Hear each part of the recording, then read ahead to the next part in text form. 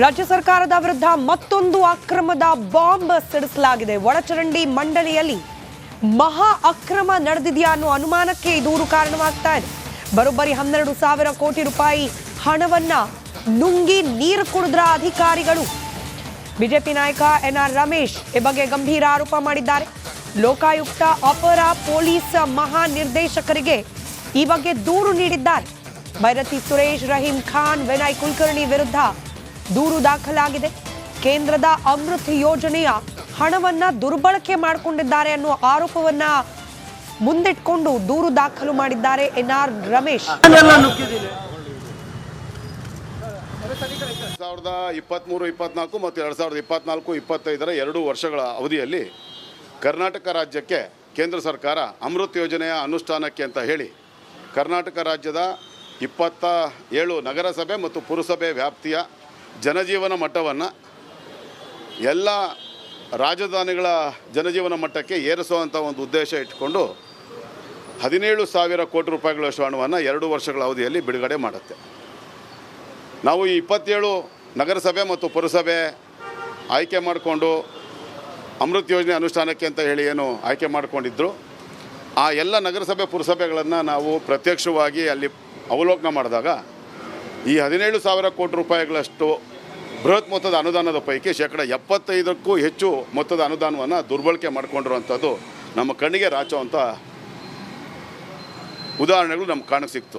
ಇದನ್ನೆಲ್ಲ ನಾವು ಪರಿಶೀಲನೆ ಮಾಡಿ RTI ಅರ್ಜಿ ಹಾಕಿ ದಾಖಲೆಗಳನ್ನು ತಗೊಂಡಾಗ ಇವತ್ತು ನಾನು ನಿಮ್ಮ ಸಮಕ್ಷಮದಲ್ಲಿ 7,281 ಪುಟಗಳ ದಾಖಲೆಗಳನ್ನು ಬಿಡುಗಡೆ ಮಾಡಿದ್ದೇನೆ.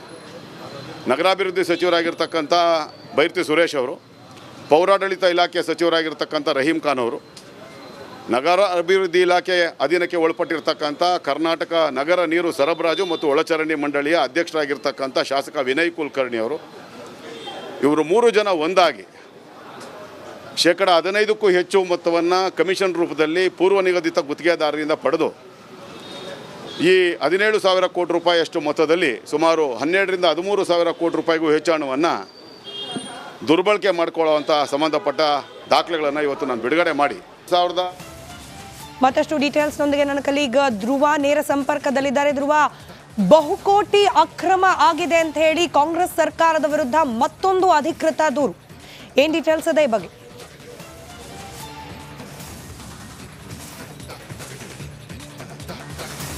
ಸ್ಮಿತಾ, ನಿಜಕ್ಕೂ ಈ ಒಂದು ಆರೋಪ ಈಗ ಸದ್ಯ ರಾಜ್ಯ ಸರ್ಕಾರದ ವಿರುದ್ಧ ಬಿಜೆಪಿ ಮುಖಂಡ ಮಾಡ್ತಾ ಇರುವಂಥದ್ದು. ಮುಖ್ಯವಾಗಿ ಅಮೃತ್ ಯೋಜನೆಯಡಿ ಕೇಂದ್ರ ಸರ್ಕಾರ ರಾಜ್ಯ ಸರ್ಕಾರಗಳಿಗೆ ಪ್ರತಿ ವರ್ಷ 7,000 ಕೋಟಿ ಹಣವನ್ನು ನೀಡುತ್ತೆ. ಅದರಲ್ಲಿ ಮುಖ್ಯವಾಗಿ ಗ್ರಾಮೀಣ ಪ್ರದೇಶ ಹಾಗೆ ಈ ನಗರ ಪ್ರದೇಶಗಳ ಅಭಿವೃದ್ಧಿ ಮಾಡುವಂಥ ಸಲುವಾಗಿ ಏನಂತ ಹೇಳಿ ಅದಕ್ಕೆ ಮೂಲ ಸೌಕರ್ಯಗಳಿರ್ಬೋದು, ಒಳಚರಂಡಿ ಇರ್ಬೋದು, ಕುಡಿಯುವ ನೀರಿನ ವ್ಯವಸ್ಥೆ ಇರ್ಬೋದು, ಹೀಗೆ ಆ ಒಂದು ಪ್ಯಾಕೇಜ್ ಅಡಿಯಲ್ಲಿ ಆ ಒಂದು ಹಣವನ್ನು ರಾಜ್ಯ ಸರ್ಕಾರಕ್ಕೆ 7,000 ಕೋಟಿ ಹಣವನ್ನು ರಿಲೀಸ್ ಮಾಡುತ್ತೆ.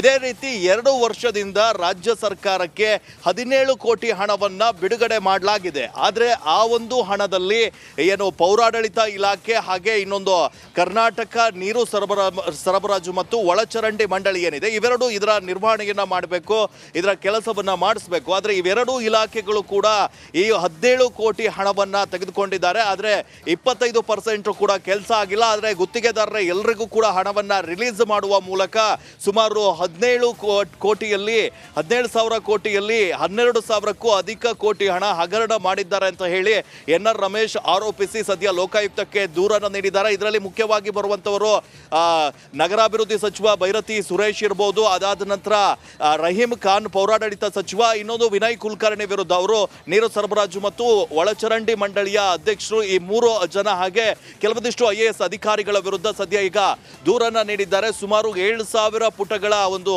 ದಾಖಲೆಯ ಸಮೇತ ಎನ್ಆರ್ ರಮೇಶ್ ಸದ್ಯ ದೂರನ್ನ ನೀಡಿರುವಂತದ್ದು. ಈ ದೂರಿನ ಅನ್ವಯ ಲೋಕಾಯುಕ್ತ ಯಾವ ತರಹದ ಕ್ರಮವನ್ನ ಕೈಗೊಳ್ಳುತ್ತೆ ಅನ್ನುವಂಥದ್ದನ್ನ ಕೂಡ ಈಗ ಸದ್ಯ ಕಾದ್ ನೋಡಬೇಕಾಗಿದೆ. ಸ್ಮಿತಾ, ಧನ್ಯವಾದ ಧ್ರುವರಾಜ್ ಮಾಹಿತಿಗಾಗಿ. ರಾಜ್ಯ ಸರ್ಕಾರದ ವಿರುದ್ಧ ಮತ್ತೊಂದು ಅಕ್ರಮದ ಬಾಂಬ್ ಸಿಡಿಸಲಾಗಿದೆ. ಒಳಚರಂಡಿ ಮಂಡಳಿಯಲ್ಲಿ ಮಹಾ ಅಕ್ರಮ ನಡೆದಿದೆಯಾ ಅನ್ನೋ ಅನುಮಾನಕ್ಕೆ ದೂರು ಕಾರಣವಾಗ್ತಾ ಇದೆ. ಬರೋಬ್ಬರಿ 12,000 ಕೋಟಿ ರೂಪಾಯಿ ಹಣವನ್ನ ನುಂಗಿ ನೀರು ಕುಡಿದ್ರ ಅಧಿಕಾರಿಗಳು. ಬಿಜೆಪಿ ನಾಯಕ ಎನ್ಆರ್ ರಮೇಶ್ ಈ ಬಗ್ಗೆ ಗಂಭೀರ ಆರೋಪ ಮಾಡಿದ್ದಾರೆ. ಲೋಕಾಯುಕ್ತ ಅಪರ ಪೊಲೀಸ್ ಮಹಾನಿರ್ದೇಶಕರಿಗೆ ಈ ಬಗ್ಗೆ ದೂರು ನೀಡಿದ್ದಾರೆ. ಭೈರತಿ ಸುರೇಶ್, ರಹೀಂ ಖಾನ್, ವಿನಯ್ ಕುಲಕರ್ಣಿ ವಿರುದ್ಧ ದೂರು ದಾಖಲಾಗಿದೆ.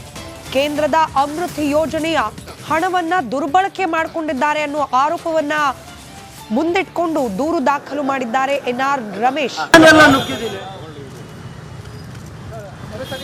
2023-24 ಮತ್ತು 2024-25 2 ವರ್ಷಗಳ ಅವಧಿಯಲ್ಲಿ ಕರ್ನಾಟಕ ರಾಜ್ಯಕ್ಕೆ ಕೇಂದ್ರ ಸರ್ಕಾರ ಅಮೃತ್ ಯೋಜನೆಯ ಅನುಷ್ಠಾನಕ್ಕೆ ಅಂತ ಹೇಳಿ ಕರ್ನಾಟಕ ರಾಜ್ಯದ 27 ನಗರಸಭೆ ಮತ್ತು ಪುರಸಭೆ ವ್ಯಾಪ್ತಿಯ ಜನಜೀವನ ಮಟ್ಟವನ್ನು ಎಲ್ಲ ರಾಜಧಾನಿಗಳ ಜನಜೀವನ ಮಟ್ಟಕ್ಕೆ ಏರಿಸುವಂಥ ಒಂದು ಉದ್ದೇಶ ಇಟ್ಕೊಂಡು 17,000 ಕೋಟಿ ರೂಪಾಯಿಗಳಷ್ಟು ಹಣವನ್ನು 2 ವರ್ಷಗಳ ಅವಧಿಯಲ್ಲಿ ಬಿಡುಗಡೆ ಮಾಡುತ್ತೆ.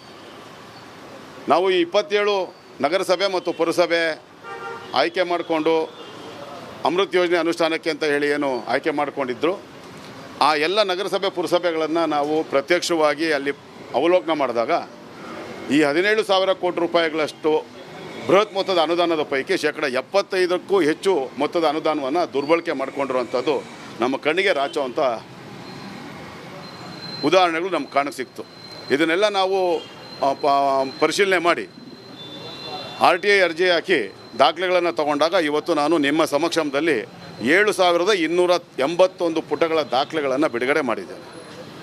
ನಗರಾಭಿವೃದ್ಧಿ ಸಚಿವರಾಗಿರ್ತಕ್ಕಂಥ ಭೈರತಿ ಸುರೇಶ್ ಅವರು, ಪೌರಾಡಳಿತ ಇಲಾಖೆ ಸಚಿವರಾಗಿರ್ತಕ್ಕಂಥ ರಹೀಂ ಖಾನ್ ಅವರು, ನಗರ ಅಭಿವೃದ್ಧಿ ಇಲಾಖೆ ಅಧೀನಕ್ಕೆ ಒಳಪಟ್ಟಿರ್ತಕ್ಕಂಥ ಕರ್ನಾಟಕ ನಗರ ನೀರು ಸರಬರಾಜು ಮತ್ತು ಒಳಚರಂಡಿ ಮಂಡಳಿಯ ಅಧ್ಯಕ್ಷರಾಗಿರ್ತಕ್ಕಂಥ ಶಾಸಕ ವಿನಯ್ ಕುಲಕರ್ಣಿ ಅವರು, ಇವರು 3 ಜನ ಒಂದಾಗಿ 15%ಕ್ಕೂ ಹೆಚ್ಚು ಮೊತ್ತವನ್ನು ಕಮಿಷನ್ ರೂಪದಲ್ಲಿ ಪೂರ್ವ ನಿಗದಿತ ಗುತ್ತಿಗೆದಾರರಿಂದ ಪಡೆದು ಈ 17,000 ಕೋಟಿ ರೂಪಾಯಿಯಷ್ಟು ಮೊತ್ತದಲ್ಲಿ ಸುಮಾರು 12,000-13,000 ಕೋಟಿ ರೂಪಾಯಿಗೂ ಹೆಚ್ಚು ಹಣವನ್ನು ದುರ್ಬಳಕೆ ಮಾಡಿಕೊಳ್ಳುವಂಥ ಸಂಬಂಧಪಟ್ಟ ದಾಖಲೆಗಳನ್ನು ಇವತ್ತು ನಾನು ಬಿಡುಗಡೆ ಮಾಡಿ ಮತ್ತಷ್ಟು ಡೀಟೇಲ್ಸ್ನೊಂದಿಗೆ ನನ್ನ ಕಲೀಗ್ ಧ್ರುವ ನೇರ ಸಂಪರ್ಕದಲ್ಲಿದ್ದಾರೆ. ಧ್ರುವ, ಬಹುಕೋಟಿ ಅಕ್ರಮ ಆಗಿದೆ ಅಂತ ಹೇಳಿ ಕಾಂಗ್ರೆಸ್ ಸರ್ಕಾರದ ವಿರುದ್ಧ ಮತ್ತೊಂದು ಅಧಿಕೃತ ದೂರು, ಏನ್ ಡೀಟೇಲ್ಸ್ ಇದೆ ಈ ಬಗ್ಗೆ?